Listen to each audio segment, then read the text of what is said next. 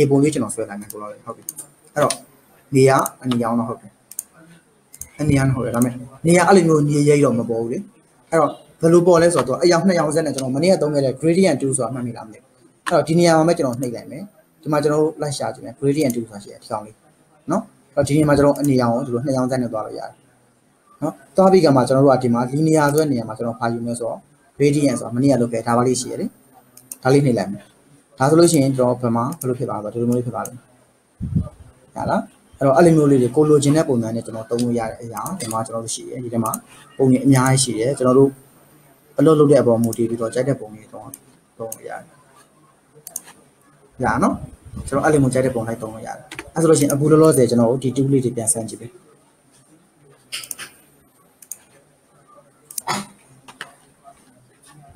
အဲ့တော့အခုကျွန်တော်လုပ်ခဲ့တာကဒီမှာ rectangle 2 ထိကျွန်တော်ပြီးသွားပြီเนาะဆိုတော့ rectangle 2 ထိပြီးသွားတဲ့ကမှာနောက်တစ်ခုကဘာလဲဆိုတော့ကျွန်တော် hand 2မှာ2မျိုးရှိရယ် rotate view 2နဲ့ hand 2နဲ့ရှိတယ်အဲ့တော့ rotate view 2ကတော့ဒီမှာလက်ရှိသုံးလို့မရဘူး hand 2ကတော့သုံးရတယ် hand 2ဆိုတာဘာလဲဆိုတော့ကျွန်တော်ပုံကြီးရတဲ့ခါလေးအရင်ကြီးနေတဲ့အခါမျိုးမှာကျွန်တော်ရွှေ့ပြီးတော့ကြည့်တာပဲညာเนาะအဲ့တော့ဘယ်လိုမျိုးသိတာလဲဆိုတော့ကျွန်တော် design တစ်ခုဆွဲမယ်ပေါ့ကွာအဲ့ပုံတစ်ပုံလုံးယူလိုက်တယ်အခါကျမှကျွန်တော်ပုံကအကြီးလိုမျိုးချဲ့ထားမှာကျွန်တော်ကပုံဖြတ်တဲ့နေရာမှာပြီးတာအကြီးလိုချဲ့ထားမှာပုံဖြတ်လို့ရတယ်ဖြတ်ထိုင်းနေကျွန်တော်တို့ကနေရာရွှေ့ပြီးတော့သုံးခြင်းတယ်ဘယ်လိုမျိုးဆိုတော့မှကျွန်တော်ကကျွန်တော်ဒီကနေပြီးတော့ဒီမှာဆိုရင်ပေါ့နော်ကျွန်တော်ထားဒီအလုံးလေးကိုကျွန်တော်ဖြတ်ခြင်းတယ်ဟုတ်ပါဘယ်လိုမျိုးလေးကျွန်တော်အလုံးလေးကိုလိုက်ပြီးတော့ select မှတ်မယ်ဘယ်လိုမျိုးလိုက် select မှတ်ပေါ့ select မှတ်ပြီးတော့ဒီမျိုးလေးပေါ့နော်ပြီးတော့ဒီလိုလေးလိုက်မှတ်တယ်အဲ့တော့ဒီလိုမျိုးလေးတွေမှတ်တယ်မှိုင်းနဲ့ကျွန်တော်ပြီးတော့တခြားနေရာထပ်သွားခြင်းတယ်ကွာဒါလည်းမပြောက်ချင်ဘူးအဲ့ဒီခါမှာကျွန်တော်တို့ဒီ hand ကိုနှိပ်ပြီးတော့ဒီလိုမျိုးတခြားနေရာလေးထပ်ရွှေ့လို့ရတယ်နောက်နေရာလေးရွှေ့ပြီးကမှဒါလေးကိုပြန်နှိပ်ပြီးတော့ဒီလိုမျိုးပြန်သွားရလားအဲ့အခုဒီလိုမျိုးသွားတဲ့နေရာတော့ကျွန်တော်2ဆင့်အလုံးများနေတယ် hand သွားရအဲ့တော့ hand ကိုအဲ့လိုမျိုးမသွားရင်ဘာလုပ်လို့ရဆိုတော့ကျွန်တော်တို့ရဲ့ keyboard မှာကျွန်တော်တို့ space bar လေးရှိတယ်နော်အဲ့တော့ space bar ကိုပုတ်ပြီးတော့ရွှေ့ပြရတယ်လက်တစ်ဖက်က space bar ကိုဖိမယ်တစ်ဖက်ကနေပြီးတော့ရွှေ့မယ်space bar ပြလိုက်ရင်တော့ automatic hand ဖြစ်သွားတယ်လေမောက်ကနော်ဒီမောက်ကဒီကနေပြီးတော့ space bar ဆို hand ဖြစ်သွားတယ်ပြီးတော့မှကျွန်တော်ဆွဲခြင်းတဲ့ပုံကိုကျွန်တော်ပြီးအောင်ဆွဲမယ်ဆွဲလိုက်တယ်ကွာဘယ်လိုဆွဲဖြတ်တယ်ပြောချင်လို့ပဲဆွဲတယ်ပြောရင်ရှင်းဖြတ်တယ်ပြီးရင်သူ့ရွှေ့မယ်ဆိုရင် space bar ပုံမယ်ဒီလိုပြန်ရွှေ့မယ်ရလားအဲ့တော့အဲ့လိုမျိုးသုံးတဲ့နေရာမှာဒီ hand လေးကိုသုံးတယ်သူကလက်တွေ့လုပ်စရာမလိုဘူးပြောဘာမှအရင်မခက်ဘူးအဲ့ဒါပြီးနောက်တစ်ခါကျွန်တော်ဘာဆိုတော့ဒီမှာကျွန်တော်မှန်ဘလူးလေးရှိတယ်မှန်ဘလူးကပုံတစ်ပုံတနေရာနဲ့ကျွန်တော်ဇွန်းဆွဲကြည့်ချင်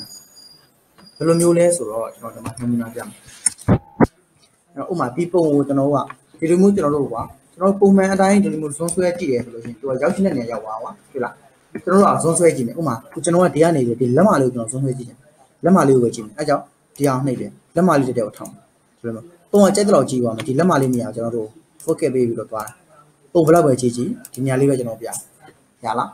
းအဲ့လိုမျိုးကြည့်ချင်တဲ့အခါမှာဒီဟာလေးနဲ့ကြည့်ရဲအဲ့တော့အဲ့ဒါပြီးသွားပြီဆိုလို့ရှိရင်နောက်ထပ်ကဘာလဲဆိုတော့ဒီအောက်ကအရေးကြီးတဲ့ပိုင်းဒီနေရာလေးဒီ color နှစ်ခု color အပေါ်ရွှေ့ရင်ဒီမြားလေးနဲ့ရွှေ့လို့ရတယ်ဒီဘေးမှာတောင်းမှမြားလေးရှိတယ်အဲ့ color နှစ်ခုကိုရှေ့မှာရှိတဲ့ color ကို foreground color လို့ခေါ်တယ်နောက်မှာရှိတဲ့ color ကို background color လို့ခေါ်တယ်အဲ့တော့ဘယ်နေရာမှာအသုံးတည့်လဲဆိုတော့ကျွန်တော်တို့ဒီအခုကျွန်တော်ရဲ့ဒီအရောင်ကြီးကဟာပါတော့ဒီကအနီရောင်ကြီးနေတယ်အဲ့ကျွန်တော်တို့ဒီမှာအနီနဲ့အဖြူနဲ့ရှိရကွာအဲ့တော့ကျွန်တော်ကဒီကျွန်တော်ရဲ့ပုံလေးကိုကျွန်တော်ဒီအနီရောင် color မဖြည့်ခြင်းအဖြူရောင် color ဖြည့်ခြင်းအဲ့တော့ foreground color ကိုကျွန်တော်ဒီအနီရောင်မလို့ခြင်းမင်းနဲ့အနီရောင်နေရာမှာကျွန်တော်အဖြူရောင်လို့ခြင်းတယ်ပေါ့ကွာအဲ့တော့ foreground color ဘယ်လိုဖြည့်လဲဆိုတော့ခုနကလည်းမျိုး edit ကနေပြီးတော့မှ face ဆိုပြီးတော့အရောင်တွေတော့မလုပ်နေတော့ကျွန်တော်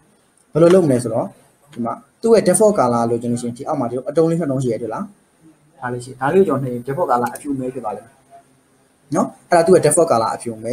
အဲ့ဒါပြီးတော့ရှင်ဒီအဖြူပေါ့နော်လက်ရှိဒါကကျွန်တော်အရောင်တောင်းတာလွယ်တယ်ဘယ်လိုပြောင်းလဲဆိုတော့ဒီဘေးမှာကျွန်တော်ဒီမှာ color pad တို့ swap pad တို့ဒါလေးရှိတယ်နော်ဘေးနားမှာဒါလေးရှိတယ်ရှိလားကွန်ပျူတာမှာပြန်ကြည့်မယ်ရှိလားကျွန်တော်ဒီမှာလက်ရှိကကျွန်တော် swap ဆိုဒီဟာလေးတွင်ရပြီ SWATC swap လို့အတုံးလေးနဲ့မြင်ရလားနော်အဲ့ဒါရှိရပြီအဲ့တော့ဒီဟာရှိပြီဆိုဒီမှာကိုကျဲတဲ့ color လိုက်ပြီးထောက်လိုက်ရုံပဲကွာကျဲတဲ့ color ကိုထောက်ပြီးလဲပြီးတော့မကြည့်လားကျွန်တော်ဒီဘက်ကထောက်လို့ရှိရင်ဒီက auto ပြောင်းသွားလိမ့်မယ်နော်ဒီမှာထောက်တဲ့ color ပေါ်မူတည်လိုက်ပြောင်းသွားလိမ့်မယ်ညာနော်ပြောင်းသွားလိမ့်မယ်အဲ့တော့ဒါပြောင်းတော့ပြောင်းပြီးသွားပြီဒါပေမဲ့ကျွန်တော်အယောင်ပြောင်းခြင်းတယ်ဒီရှေ့မှာရှိတဲ့ color foreground ကိုကျွန်တော်ဒီထက်ကိုထည့်ခြင်းတယ်ဘယ်လိုမျိုးထည့်လဲဆိုတော့ကျွန်တော်တို့ရဲ့ keyboard ကနေပြီးတော့ကျွန်တော်က order ကိုဖိပြီးတော့ backspace ကိုနှိပ်နော် order ကိုဖိပြီးတော့ backspace နှိပ်မယ် order backspace ဆိုတာကကျွန်တော် foreground color ကိုအယောင်ကြည့်တာကျွန်တော် foreground color ကိုကျွန်တော်ဖြည့်လိုက်တယ်နော် နောက်ခံကိုကျွန်တော်ပြောင်းမယ်ပေါ့နော်အဲ့တော့ order base space ဆိုလို့ရှိရင် full ground color ကိုကျွန်တော်ယူရဲရလားပြီးတော့ control နဲ့ enter sorry base space ပြီးတော့နောက်တစ်ခု control နဲ့ space နဲ့ဆိုလို့ရှိရင်နောက်က color ကိုယူရဲ control base space control ပြီးတော့ base space ကိုနှိပ်မယ်ဆိုရင်နောက်က color ကိုကျွန်တော်ယူရဲရလားကျွန်တော်အကြောင်းအမြန်ပြောင်းလာခေါင်းကကျွန်တော်တို့ file ကနေပြီး edit ကနေမပေါ်တော့เนาะဒီကနေယူပြောင်းလိုက်လို့ရလားပြောင်းလာเนาะ okay အဲ့တော့လက်ရှိကျွန်တော်ဒါအကြောင်းယူရဲအပါအဲ့တော့အကြောင်းဒီပိုင်းယူပြီးသွားလို့ရှိရင်နောက်တစ်ခုကဘာလဲဆိုတော့ဒီမှာတစ်ခါလေးပါလေကျွန်တော်တို့ရဲ့ဒီမှာဟိုကကျွန်တော်တို့ရဲ့ဒီ design ဆွဲနေတဲ့တူးကြီးอ่ะလေဆွဲနေတဲ့တစ်ခါလေးမလိုတဲ့ဟာတွေအကုန်ပြောင်းသွားလိမ့်မယ်ကျွန်တော်လိုတော့လိုနေကွာဒီလိုမျိုးတွေဖြစ်သွားတယ်ဒီလိုမျိုးတွေပေါ့နော်တူးတွေပါလေအကုန်ပြောင်းသွားတာဘာလို့ကမှကျွန်တော်မသိတော့ဒီလိုမျိုးဖြစ်သွားနော်အဲ့ကြရင်ဘာလို့လဲဆိုတော့ကျွန်တော်တို့ keyboard မှာကျွန်တော်တို့ TAP တက်သွားဆိုတက် key ရှိ keyboard မှာ keyboard ကတက်ကြီးကိုတက် key ကိုနှိပ်ကြည့် keyboard မှာရှိတဲ့တက် key ကိုလိုက်ပြီးတော့နှိပ်ကြည့်နော်တောင်းတောင်းပါလိမ့်မယ်ရလားအဲ့မှာကျွန်တော်ပုံအကြီးချက်ဖို့လိုတဲ့ခါမှာအဲ့ဒါနဲ့ကျွန်တော်ပုံရလားအဲ့တော့စပြီးတော့ Photoshop software စပြီးတော့သုံးရမယ်ဆိုလို့ရှိရင်ကျွန်တော်တို့စပြီးတော့အရေးကြီးတဲ့ tool ကကျွန်တော်ဒီမှာ20ကျော်ရှိမှဖြစ်တယ်2 4 6 8 10 24ခုလောက်ရှိတယ်နော်အဲ့တော့24ခုလောက်ရှိတယ်အဲ့တော့အဲ့ဒီထဲမှာဒီ24ခုထဲမှာကျွန်တော်တို့ကအကုန်လုံးနှိပါအောင်ကျွန်တော်နားလည်ထားမှရမယ်နော်အဲ့အကုန်လုံးနားလည်မထားဘူးဆိုလို့ရှိရင်နောက်ထပ်တကယ် design ဆွဲလိုက်တဲ့အခါမှာကျွန်တော် design ဆက်နေကျွန်တော်တွေးလို့မရတော့ဘူးဘာလို့ဆိုတော့တစ်ခါလေဒီဟာတူးတစ်ခုလေးကိုကျွန်တော်သုံးလိုက်ထားတယ်ပုံမှန်ကျွန်တော်တို့ဆွဲနေကြပုံတွေပို့ပြီးလမ်းမတဲ့ပုံတွေအများကြီးရှိတယ်ဒီတူးလေးတစ်ခုသုံးနေတယ်နော်အဲ့လိုမျိုးရှိတယ်အဲ့ကြောင့်ကျွန်တော် ability ထမှာထားပါတော့ကျွန်တော်ဒီနေ့ဒါကိုလုံးရင်းနဲ့ကျွန်တော်ပုံအကျန်းလေးတစ်ပုံကျွန်တော်ဆွဲပြမယ်အဲ့တော့ပုံအကျန်းတစ်ပုံကျွန်တော်ဆွဲပြမယ်ဆိုတော့ထားပါတော့အခုကျွန်တော်စာပင်ကောင်းနေရနေပြီးတော့တော်နာတွေပဲလို့လို့ချင်းဆွဲနေကြပုံတစ်ပုံရှိတယ်ဘယ်လိုမျိုးလဲဆိုတော့ဥပမာဒါပါခဏကကျွန်တော်ပြတဲ့ပုံပေါ့နော်ဒီလိုမျိုးလေးကျွန်တော်ဆွဲပြအဲ့တော့စပြီးကျွန်တော်အတွန်လေးအတက်လေးလိုချင်တာဖြစ်တဲ့အတွက်ကျွန်တော်ဒီ2နဲ့ဆွဲရမယ်ပန်2နဲ့အဲ့တော့ပန်2ဆွဲဖို့အတွက်ကျွန်တော် keyboard ကနေ P လို့ကျွန်တော်နှိပ်လိုက်မယ်နှိပ်ပြီးတော့ဒီမှာကျွန်တော်ဒီလိုမျိုးလေးလုပ်လိုက်မယ် white လိုက် white လေးပေါ့နော်ဒါလေးလို့ကျွန်တော်ပြီးသွားလို့ရှိရင်ဖြတ်မယ်အောက်ကိုသွားမယ်ဒီလိုမျိုးပုံလေးတစ်ပုံကျွန်တော်လုပ်ချင်တယ်ပြီးကျွန်တော်သူ့ကို control enter ဆို select ပေးလိုက်မယ် view layer ယူပြီးတော့သူ့ကိုကျွန်တော်အရောင်လေးတစ်အောင်ဖြည့်မယ်ကျွန်တော်သုံးချင်တဲ့အရောင်ကျွန်တော်ဒီမှာရှာမယ်ဒီရောင်လေးသုံးမယ်ပေါ့ဒီရောင်ရပြီးတော့ဖြည့်မယ်ဖြစ်တဲ့အတွက် order နဲ့ display နှိပ်လိုက်မယ်ဟုတ်လားအဲ့တော့ဒီလိုမျိုးဖြည့်ပြီးသွားလို့ချင်းကျွန်တော်ဖြည့်ပြီးသွားရင်ဆိုရင် selection ဖြုတ်မယ် selection ဖြုတ်မယ်ဒါတော့ကျွန်တော်ဒီမှာပုံလေးတစ်ပုံရတယ်ပုံကအဲ့ဒါရပြီးပြီးလာတော့မပြီးသေးဘူးကျွန်တော်ပုံအရောင်3 4ရောင်စထားလေးလို့ကျွန်တော်ရောင်ကြီးလေးလို့ကျွန်တော်အဲ့တော့ဒီ layer ပေါ်မှာ right click ထောက်ပြီးမှဒီမှာ duplicate layer ပါရှိတယ်ဒါဆိုရင် layer နောက်တစ်ခုပေါ်လာတယ်လားမ layer ပေါ်ပါဒါပေမဲ့ကျွန်တော်အဲ့လိုမျိုးမပွားချင်ကြာလို့ဘယ်လိုပွားမလဲဆိုတော့ကိုပွားခြင်းတဲ့ layer မှာတစ်ချက်နှိပ်ပြီးတော့ကျွန်တော် control နဲ့ J နဲ့နှိပ် control plus J နော် control နဲ့ J နဲ့တွဲပြီးနှိပ်မယ်ဆိုလို့ရှိရင်အဲ့လိုမျိုးဖြစ်သွားလိမ့်မယ်ရလား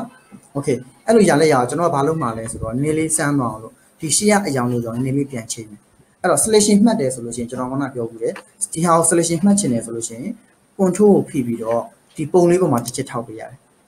်ရလားအဲ့တော့ control ကိုဖိပြီးတော့ပုံတစ်မှာတစ်ချက်ထောက်ပြီးလို့ရှိရင် selection ဝင်လာလိမ့်မယ်အဲ့ဒီမှာဒီအရောင်လေးကိုကျွန်တော်နည်းနည်းလေးအရောင်ဖြောတဲ့ဟာလေးကျွန်တော်ပြောင်းလိုက်မယ်ဒါလေးကိုထောက်ပြီးတော့ဒါလေးကိုထောက်အရောင်ဖြောတဲ့ကားလေးစသွားတယ်ဒီလိုမျိုးအရောင်ဖြောသွားပြီဒီအရောင်ထည့်မယ်ဆိုလို့ရှိရင်တော့ order နဲ့ display နဲ့ဖြစ်လာတယ်ဒါတော့သိရနော် okay ရပြီဆိုရင်ဒီအပေါ် layer လေးကိုကျွန်တော်နည်းနည်းလေးပြင်နောက်ကိုပြန်ရွှေ့လိုက်မယ်ဒီလိုမျိုးမတိမတာလေးနောက်ရွှေ့လိုက်ဒါဆိုရင်ဒီမှာအရောင်လေးက2ရောင်စလေးဖြစ်သွားတယ်လားညနေရွှေ့ရအိမ်ညာရွှေ့တာညနေရွှေ့နည်းနည်းလေး position လေးချိန်လိုက်တာအခုဒီမှာကျွန်တော်လုပ်ပြတာတွေ့လားအရောင်ကမှာနှစ်ထပ်လေးဖြစ်သွားလားအဓိကကျွန်တော်ဒီမြားလေးနဲ့ပဲကွာသူနေရာလေးနည်းနည်းလေးကျွန်တော်ချိန်ပေးလိုက်ရလားနော်ပြီးတော့ဒီနှစ်ခုကကြားထဲမှာကိုတည်းကဒီနှစ်ခုကြားထဲမှာတော့ရဘယ်လိုပြောမလဲထက်တာတိတ်မသိတာဘူးကွာညီနေလို့လားကျွန်တော်နည်းနည်းလေးသိတာအောင်ဒီနှစ်ခုကြားမှာနည်းဟပါအောင်ကျွန်တော်လုပ်လိုက်မယ်ဘယ်လိုလုပ်လဲဆိုတော့ကိုဟကျင်တဲ့ layer ပေါ့နော်ဥပမာကျွန်တော်ကဒီ layer လေးကိုဟကျင်တာဒီအပေါ် layer လေးကို layer နှိပ်ပြီးတော့ကျွန်တော်ဒီအောက်မှာ fx ဆိုတာရှိတယ်နော်ဒီ fx ကိုကျွန်တော် functional toolbar လို့ခေါ်တယ်သူ layer style bar လို့လည်းခေါ်တယ်နော်ဒီ fx အဲ့တော့ဒီ FH ကဘာလုပ်ထားလဲဆိုတော့ FH ကိုနှိပ်ပြီးတော့ဒီမှာကျွန်တော် drop shadow ဆိုတာရှိတယ် drop shadow ဆိုတာကျွန်တော်ဒီ layer ကြီးကိုကျွန်တော် nearly 2 အောင်လုပ်ပြတာအဲ့တော့ကျွန်တော် drop shadow ကိုကျွန်တော်နှိပ်လိုက်မယ်နှိပ်ပြီးတော့နှစ်ခုကြားမှာအရောင်လေးနဲ့ပြောင်းသွားတယ်လားနှစ်ခုကြားကျွန်တော်မတိမသားကြောင်နဲ့ထပ်ပြီးတော့သွားလိုက်အဲ့တော့ဒီကြားမှာမတူချင်းလို့ရှိရင်ကျွန်တော်အဖြူအောင်နဲ့သွားမှရမယ်နှစ်ရောင်ကြားမှာမတူအောင်ဒါဆိုအဖြူအောင်လေးပေါ့နော်အဲ့ဒါကျွန်တော် site လေးကိုပါလိုက် site နည်းနည်းခပ်ပါလေးနဲ့ distance အောင်လေးနဲ့ခန်းနေလေးကျွန်တော်မလေးဒါဆိုလို့ရှိရင်ရှားတဲ့မှာဒီမတိမသားကာလာလေးဝင်သွားတယ်လားအဲ့တော့ဒီနေ့မှာကျွန်တော် level 5လောက်ပဲသွားကြည့်လိုက်ဟောဒါဆိုမတိမသားလေးဝင်သွားတယ်ဒါဆိုလို့ရှိရင်သူကနှစ်ခုထပ်ရတဲ့ပုံစံနဲ့မတူတော့ဘူးကွာနည်းနည်းလေးတော့သူကဒီမှာဒီဇိုင်းလေးတစ်မျိုးတော့စမ်းနေတယ်အဲ့ဒါပြီးသွားပြီဆိုမှသူ့ကိုကျွန်တော်ဒီဇိုင်းနဲ့တူအောင်လုပ်မယ်အဲ့တော့အခုကျွန်တော်ရှေ့မှာကျွန်တော်တင်ခဲ့တဲ့ဟာတွေပဲတုံးပြီးတော့ကျွန်တော်ဒီဇိုင်းကိုပြီးအောင်ဆွဲသွားမယ်ပေါ့နော်အဲ့တော့ဒါမလို့ရင်တော့ဒီကပိတ်လို့ရဒီပိတ်ကိုနှိပ်ပြီးတော့ close နဲ့ပိတ်လို့ရအဲ့တော့ဒီမှာဒါလေးရပါပြီဒါလေးရအောင်ကျွန်တော်ကဒီမှာဒီဇိုင်းတစ်ပုံလုံးမှာပြတယ်နောက်မှာကျွန်တော်ပုံလေးထည့်ခြင်းတယ်အဲ့တော့ဒီ layer ကိုကျွန်တော်အများအားတည်ထားမယ်အခုကျွန်တော်ကပုံတစ်ပုံထည့်မယ်ထည့်တဲ့ပုံမှာကျွန်တော်ကဒီ layer နှစ်ခုလုံးရဲ့နောက်ကနေထည့်ခြင်းတော့နောက်ဆုံးမှထည့်ခြင်းတော့ background ကျွန်တော်နှိပ်ရတယ်အဲ့တော့ဒီနှစ်ခုရဲ့နောက်မှာထည့်ပါလေဒီအပေါ်မှာ select မှတ်ထားလို့ရှိရင်ထည့်တဲ့ပုံကဒီအပေါ်ရောက်နေတယ်နော်ဒါပေမဲ့တစ်ခုရှိရကိစ္စတော့မရှိဘူးဒါကျွန်တော်ဖိပြီးတော့ကျွန်တော်ရွှေ့လို့ရတယ်ကြိုက်တယ်နော်ဖိပြီးတော့ကိုလိုချင်လို့ရွှေ့လို့ရတယ်အဲ့တော့ကျွန်တော်ကနောက်ဆုံး background ထားပြီးတော့ကျွန်တော်ဒီကပုံထည့်မယ်ပုံထည့်ရင်တော့ကျွန်တော် place ကနေထည့်ရပါတော့ဒီမှာ place ပေါ့ဆိုတော့ဒီကနေပြီးတော့ကျွန်တော်တို့လိုချင်တဲ့ပုံလေးတစ်ပုံထည့်လိုက်မယ်ဥပမာဒါလေးပေါ့နော်ထည့်လိုက်အဲ့သူ့ကိုကျွန်တော် site လေးအတိအကျလေးဖြစ်အောင် site နည်းလေးကြီးလိုက်မယ်အဲ့တော့ order ရှင်နဲ့ကြည့်လို့ရတယ်ဒါမှမဟုတ်လို့ရှိရင် shake key ဖြစ်ပြီးတော့တစ်ဖက်သက်ကြည့်လို့ရတယ်နော်ဒါတော့အစင်ပြားနဲ့ကိုယ့်ဘက်ကကြည့်လို့ရတယ်အဲ့တော့အစင်ပြားဟာနဲ့ကြည့်လိုက်မယ်ဖက်ဆိုင်ဖြစ်သွားလို့လည်းဒီလိုမျိုးရလာပြီးတော့ under ခေါက်ဒါဆိုလို့ရှိရင်ပုံမှန်ဒီလိုမျိုးလေးဝင်ပါတယ်ပြီးပြီလားဆိုတော့မပြီးသေးဘူးဘာလို့အောင်မှာဆိုတော့နည်း design လေးတူအောင်ပေါ့နော်အဲ့တော့နောက်ထပ်ကျွန်တော်အပေါ်ဆုံးမှာနောက်ထပ် layer လေးထည့်ထည့်မယ်ဘာထည့်မလဲဆိုတော့နောက်ဆုံးတင်ခဲ့တဲ့ဒီ rectangle 2ကနေပြီးတော့ကျွန်တော်စဝိုင်းလေးထည့်မယ်အဲ့တော့စဝိုင်းမထည့်ခင်မှာကျွန်တော် layer တစ်ခုယူပါမယ် layer ယူပြီးကမှစဝိုင်းဆို shake key နဲ့တွဲပြီးတော့စဝိုင်းလေးဆွဲရတယ်ပေါ့အဲ့တော့အကြောင်းလေးကျွန်တော်မတူတဲ့ကာလာလေးခဏထည့်ထားမယ်အကြောင်းမတူအောင်လို့ပြီးလို့ရှိရင်သူ့ကိုကျွန်တော်ကိုလိုချင်တဲ့ position လေးလိုက်ချပါတော့ position ချဒါကိုကျွန်တော် copy ကူးမယ်ဆိုလို့ရှိရင်ခုနလိုပဲ control နဲ့ G နဲ့ပြီးတော့နောက်တစ်နေရာမှာအလုံးလေးထပ်ချပြီးပေါ့လေဒီအလုံးချနေလေးတို့ပေးမယ်ပေါ့နော်ပြန်ပြီးတော့ခံပေးမယ်သူ့နေရာ position လုံးလေးလှအောင်လို့ပေါ့ position လှမယ့်နေရာလေးမှာထည့်နောက်တစ်ခါ copy ထပ်ပေးမယ်နေရာလေးထပ်ရွှေ့မယ်ကိုနေလေးထပ်ပေးမယ်ဟုတ်အိုင်းလေးတစ်ခုထူအောင်ဟုတ်လားအဲ့လိုပေးလိုက်ပြီးတော့ကျွန်တော်အဲ့ပုံလေးတွေကိုနောက်ထပ်ပုံလေးထည့်ထည့်မယ်အဲ့တော့ဘယ်လိုမျိုးထည့်လဲဆိုတော့ဥပမာကျွန်တော်အရင်ဆုံးကဒီ layer မထည့်ဘူးဒီ layer အကြီးမှာထည့်ချင်တာဖြစ်တဲ့အတွက် layer အကြီးကိုတစ်ချက်နှိပ်မယ်နော်တစ်ချက်သွားနှိပ်ရမယ်နှိပ်ပြီးသွားလို့ရှိရင်ကျွန်တော်ပုံထည့်မယ် file ရနေပြီးတော့ place ထည့်ပြီးတော့ဒီမှာကျွန်တော်ထည့်ချင်တဲ့ပုံလေးတစ်ပုံကျွန်တော်ယူလိုက်မယ် place အဲ့ပုံရအဲ့လိုအကြီးဖြစ်လာတယ်ပြဿနာမရှိဘူးကျွန်တော်တို့ကဒီပုံမှာ right click ထောက်မယ်ဒီမှာ create clipping mask ဆိုတာရှိတယ် create clipping mask ဆိုတာရှိတယ်နော်နှိပ်လိုက်လို့ရှိရင်ပုံကအဝိုင်းလေးဖြစ်သွားလိမ့်မယ်ဒီမှာအဲ့ဒီမှာကျွန်တော်တို့လိုချင်တဲ့နေရာဖိပြီးတော့ရွှေ့လို့ရတယ်ကြီးလို့ရှိရင်သူ့ကို control T ဆိုပြီးတော့ဆွဲပြီးတော့ပေးလို့ရတယ်ကိုလိုချင်တာအခုလက်ရှိကဒါကျွန်တော်ဆွဲပြတာဖြစ်တဲ့အတွက်နည်းလေးကမှတ်တဲ့နေရာလေးပဲမှတ်ပါတော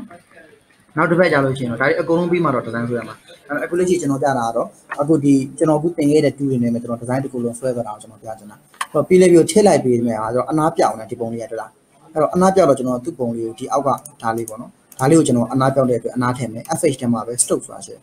stroke ကိုနှိပ်ပြီးတော့ကျွန်တော်အနားပေါင်လေးကိုလိုချင်တဲ့ကာလာလေးတစ်ခုနဲ့ကျွန်တော်တို့အနားကောင်းနော်အဲ့တော့အနီလေးနဲ့ကောင်းပါပေါ့နော်ဟောဒါဆိုပို့လှပါမယ်ဒီမှာအဝါဆိုပို့လှမယ်အဲ့တော့အဝါလေးနဲ့ကောက်လိုက်ပြီးတော့မှ site ကအခုကြိုက်တဲ့ site လေးနဲ့ပေါ့နော်ဒီလိုမျိုးလေးတုံးရမယ်နောက်တစ်ခါကျွန်တော်ကဒီပုံလေးအလဲကပုံလေးတွေမှာထည့်ခြင်းနဲ့ဖြစ်တယ်ပဲဒီ layer မှာတစ်ချက်နှိပ်တယ်နှိပ်ပြီးတော့ပုံထည့်ထည့်မယ်သူအဲ့တော့ဒီထဲမှာရှိတဲ့ပုံလေးတစ်ပုံကျွန်တော်ထပ်ပြီးတော့ယူမယ်ပေါ့နော်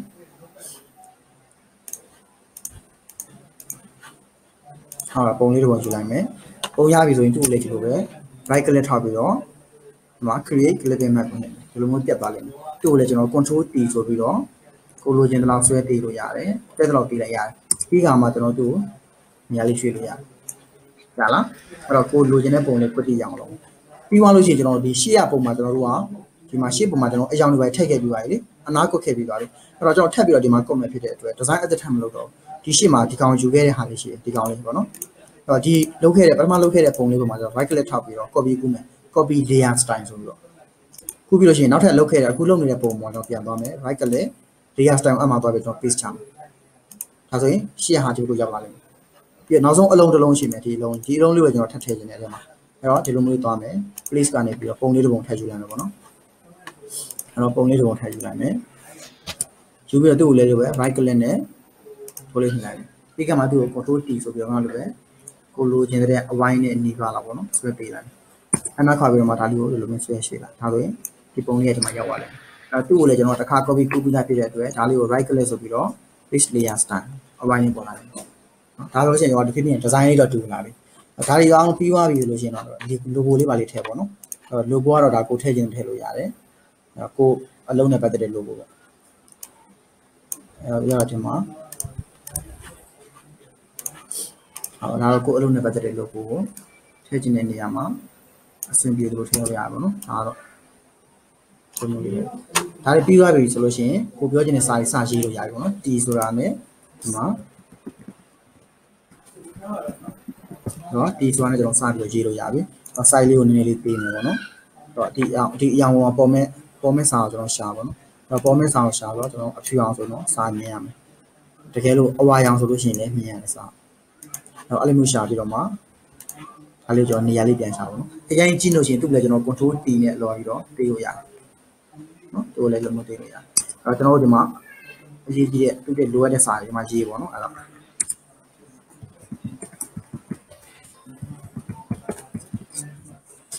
ဒီမှာရေးပါနော်အခုစာရေးအရင်ကတ်နော်လားကတ်လို့ရှိရင်ဒီဟာလေးကိုနှိပ်ပြီးတော့ဒီမှာကျွန်တော်ပါလဲဆိုတော့ဒီနေရာလေးမှာ auto ဆွဲနေရလေးရှိတယ်ဒါတော့ပုံလေးပြထားတယ်လားအဲ့ဒါလေးကိုနှိပ်ပြီးကျွန်တော်ဒီမှာ navigate လေးလိုက်ပြောင်းကြည့်ပါနော်ကျဲပါလိမ့်မယ် navigate ချဲလို့ဆိုဒါဆိုလို့ရှိရင်ကျွန်တော်တို့ design လေးတစ်ပုံထွက်လာမယ်ဒါဆိုလို့ရှိရင်ဒါအခုကျွန်တော်နမူနာဆွဲလိုက်တဲ့ design လေးပေါ့နော်ဒါလား